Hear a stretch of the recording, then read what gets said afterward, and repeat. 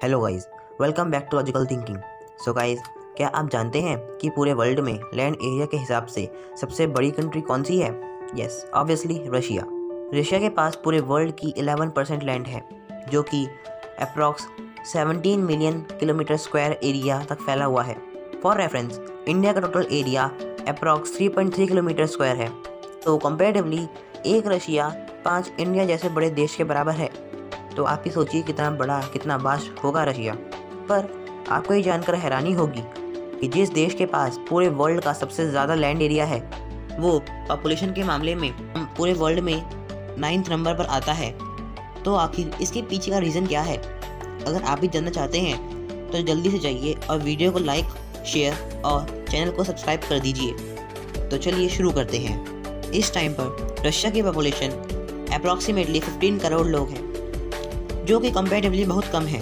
और इतनी कम पॉपुलेशन होने के पीछे रशिया के कुछ हिस्टोरिक रीजंस हैं। यस, रशिया का पास्ट ही कुछ ऐसा रहा है जिसकी वजह से आज तक उसकी पॉपुलेशन बढ़ नहीं पा रही है। तो आइए जानते हैं।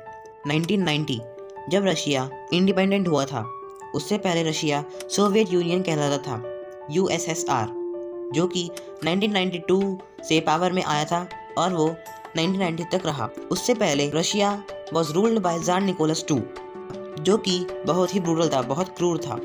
उसके डिसीजन से कोई खुश नहीं होता था और ना ही वहाँ के सिविलियंस उसे पसंद करते थे। 1914 तक तो सब सही चल रहा था, पर उसके बाद शुरू हो गई वर्ल्ड वॉर 1, जिसने पूरे रशिया को हिलाकर रख दिया। रशिया एक एक करके अपनी टेरिटरीज हारने लगा।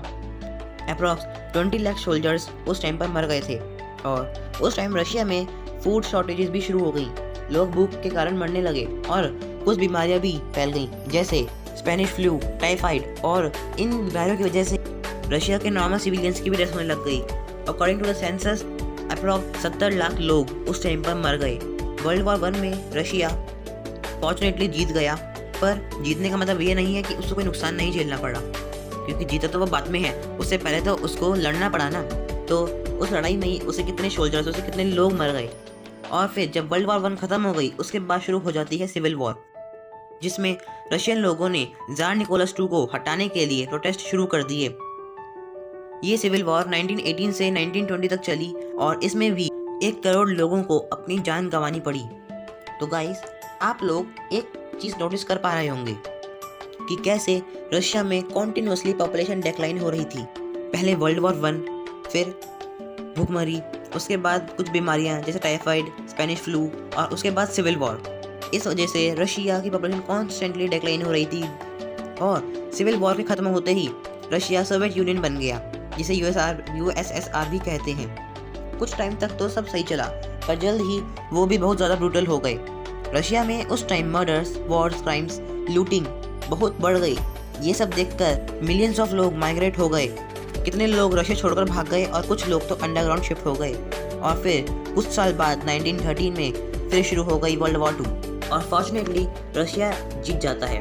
पर अगेन, जीतने का मतलब ये नहीं है कि रशिया को सफ़र नहीं करना पड़ा। वर्ल्ड वॉर 2 में रशिया की फाइट हो रही थी जर्मनी से, जो कि उस टाइम पर हिटलर के अंडर अपने पीक पॉइंट पर था।